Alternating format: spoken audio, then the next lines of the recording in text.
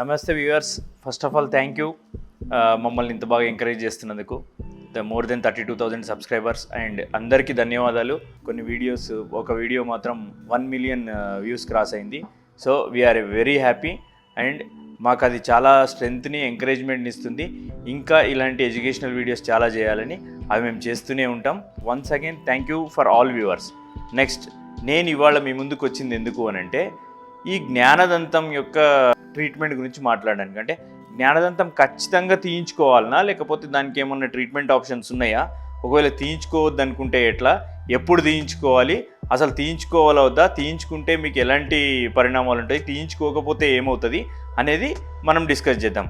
అదే రకంగా తీయించాలంటే ఎలాంటి పద్ధతులు ఉంటాయి, అది ఎంతవరకు సేఫ్, ఎంతవరకు పెయిన్లెస్ ట్రీట్మెంట్గా ఉంటుంది, ఎవరు తీయించుకోవాలి ఎవరు తీయించుకోవద్దు అనేది కూడా మనం క్లియర్గా డిస్కస్ చేసేద్దాం. So by the way, myself doctor M Charan Kumar, co-founder and managing director of ఎలినెంట్ hospitals located at Kondapur, KPHB and Manikonda. ఈ జ్ఞానదంతం అంటే ఏంది? యాక్చువల్గా మనకి 32 పళ్ళు ఉంటాయి. 32 పళ్ళల్లో 4 దంతాలు మాత్రం జ్ఞానదంతం, అంటే కింద 2 పళ్ళు పైన 2 పళ్ళు. ఈ జ్ఞానదంతం అనేది రావడం అనేది ఆఫ్టర్ 18 to 22 ఇయర్స్ తర్వాత ఎప్పుడైనా రావచ్చు. ఐదర్ అంటే ఇప్పుడు కొందరు పేషెంట్స్ మాకు అరౌండ్ 40 ఇయర్స్ ఏజ్లో పెయిన్ వస్తుంది. పెయిన్ వచ్చినప్పుడు, సార్ అది యంగ్ ఏజ్లో వస్తుంది కదా ఇప్పుడు ఎందుకు అని అంటే, ఆ రకంగా ఉండదు. ఆ పన్ను పొజిషన్ బట్టి అది ఎముక లోపల ఉండి అది ఇప్పుడైనా సరే బయటికి వచ్చే ప్రయత్నం చేయొచ్చు. సో ర్యాండమ్గా according to survey general age 18 to 22 years. So 22 years తర్వాత కూడా ఎప్పుడైనా రావచ్చు.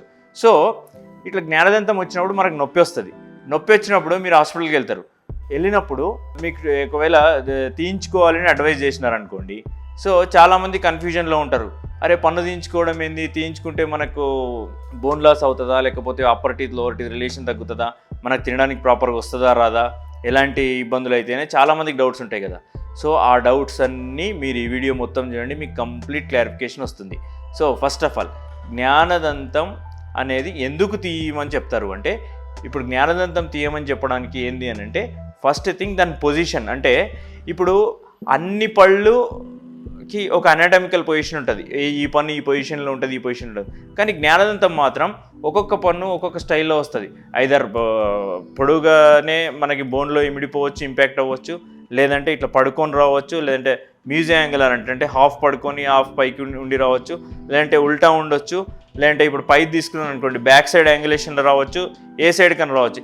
ఈ రకంగా ఎందుకు వస్తుంది అని అంటే, it is the theory of evolution. Theory of evolution అంటే ఏంటంటే, ఇప్పుడు if you take 500 years 600 years back తీసుకుంటే కనుక ఈ మానవ జాతి అనేది బాగా ఆజానుభావులు ఉండేటోళ్ళు. సో బాగా ఆజానుభావులు ఉండే వరకు ఏమవుతుంది అంటే, ఈ దవడ అనేది కూడా చాలా పెద్ద సైజులో వస్తుంది.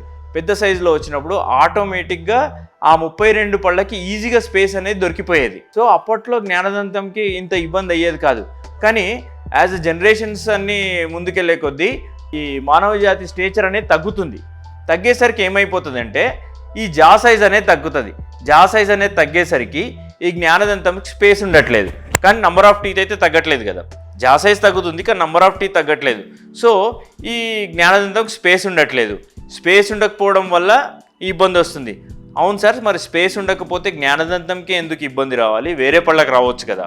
ఎందుకంటే ఆ ఒక్క పన్నే కదా మనకు లాస్ట్కి వచ్చేది 18 to 22 ఇయర్స్ తర్వాత. ఆల్మోస్ట్ 12-13 ఇయర్స్ వరకు అన్ని పర్మనెంట్ టీత్ వచ్చేస్తాయి. సో 18 to 22 ఇయర్స్ తర్వాత వస్తాయి. మీకు సింపుల్గా చెప్పాలంటే, ముగ్గురు కూర్చునే సోఫాలో 4 కూర్చుంటే ఐదర్ ఒకరు వెనక్కో ముందుకో అడ్జస్ట్ అవ్వాలి. ఇక్కడ కూడా అంతే. ఒకవేళ మీ బోన్లో సరైన స్పేస్ లేకపోతే ఆ పన్ను వేరే ఏటన్నా అడ్జస్ట్ అయ్యే ఛాన్స్ ఉంటుంది.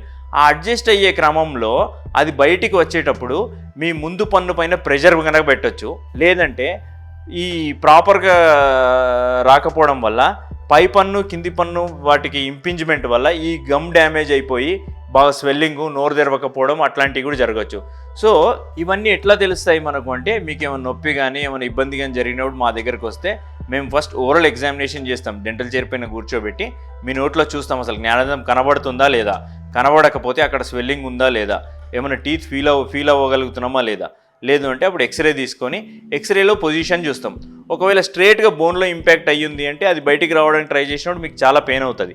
బోన్లో ఇంపాక్ట్ అయ్యడం వల్ల అది రాలేకపోతుంది. సో ఆ ప్రెషర్ మీకు అన్ని ముందు పళ్ళకి అట్లా పడేసరికి మీకు విపరీతమైన పెయిన్ వస్తుంది. అట్లాంటి టైంలో ఏం చేయలేమండి, దాన్ని రిమూవ్ చేసుకోవాలి. ఒకవేళ పన్ను పైకి వచ్చేసి స్ట్రేట్గా అక్లూజన్లో ఉంది అంటే కనుక మేము జ్ఞానదంతాలకు కూడా రూట్ కెనాల్ ట్రీట్మెంట్ చేసి క్రౌన్లు ఇచ్చి వాటిని కాపాడిన కేసెస్ చాలా ఉన్నాయి, వందల్లోనే ఉన్నాయి, అవి కూడా ఏం తక్కువ లేవు. కాకపోతే ఎప్పుడైతే మీ పొజిషన్ ప్రాపర్గా ఉండదో, ఫర్ ఎగ్జాంపుల్ మీ లాస్ట్ పన్ను సెకండ్ మోలార్ ఇట్లా ఉందనుకోండి, థర్డ్ మోలార్ ఈ రకంగా వచ్చిందనుకోండి, వస్తే ఏమవుతుంది అంటే మీకు డైరెక్ట్ ఒక సీట్ లాగా ఏర్పడుతుంది ఫుడ్ లాడ్జ్మెంట్కి. మీరు ఏం తిన్నా కూడా పోయి ఇక్కడ పోయి మీకు ఇరికిపోతుంది. ఇరికిపోయి ఏమవుతుందంటే ఈ జ్ఞానదంతం ఈ పొజిషన్లో ఉండడం వల్ల మీరు ఎట్లా నమలడానికైతే మీకు పనికిరాదు. సో కానీ ఈ ముందున్న సెకండ్ మోలార్ అయితే మనకు నమలడానికి చాలా ఇంపార్టెంట్ కదా.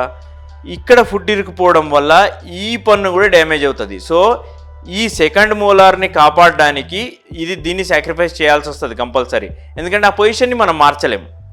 సో దానివల్ల మీకు ఇది డ్యామేజ్ అవ్వకుండా చూడాలి, ఎందుకంటే ఈ సెకండ్ మోలార్ చాలా ఇంపార్టెంట్ మనకు తినడానికి. 95%లో మనం థర్డ్ మోలార్ అనేది తినడానికి మనం యూజ్ చేయమండి, ఈ సెకండ్ మోలార్ వరకే బాగా తింటాం.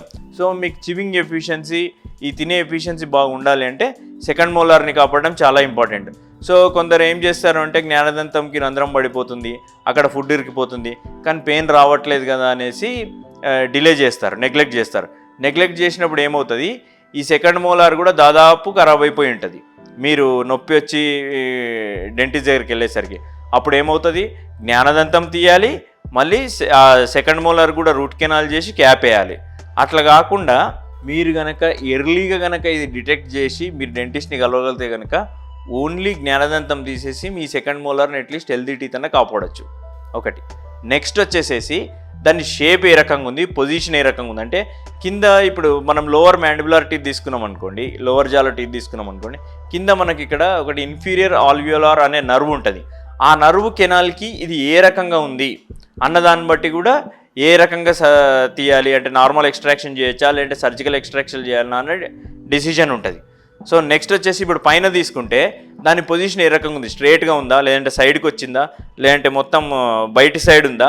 బయటి సైడ్ ఉన్నప్పుడు ఏమవుతుందంటే మీరు ఓపెన్ చేసినప్పుడు ఇక్కడ చెంప దగ్గర లోపల భాగంలో చిగురు దగ్గర మీకు అల్సర్స్ అయ్యే ఛాన్స్ ఉంటుంది. అట్లా అల్సర్ అయినప్పుడల్లా మీకు మౌత్ ఓపెన్ చేసిన పెయిన్ వస్తుంది, మౌత్ క్లోజ్ చేసిన పెయిన్ వస్తుంది, నమిలేటప్పుడు పెయిన్ వస్తుంది. అంతేకాకుండా ఇక్కడ సైడ్కి మీ బ్రష్ కూడా వెళ్ళకపోవడం వల్ల అది పాడైపోయి దాని ముందు పళ్ళు కనుక పాడైపోవడము, మీకు బ్యాడ్ స్మెల్ రావడము అట్లాంటివి జరిగే అవకాశం ఉంటుంది. సో అట్లా ఉన్నప్పుడు కూడా పై తీసేసుకోవాలి. ఇది మీకు క్లారిటీ వచ్చింది అనుకుంటున్నా, ఎప్పుడు తీయించుకోవాలి ఎప్పుడు తీయించుకోకూడదని. ఒకవేళ జా సైజ్ మంచిగా ఉండి పర్ఫెక్ట్గా అలైన్మెంట్లో వచ్చిందంటే మేము కూడా అడ్వైజ్ చేయమండి తీయాలని, లేకపోతేనే అడ్వైజ్ చేస్తాము. సో ఒకవేళ తీయించుకోవాలంటే ఎలాంటి ఇబ్బందులు కలగవచ్చు.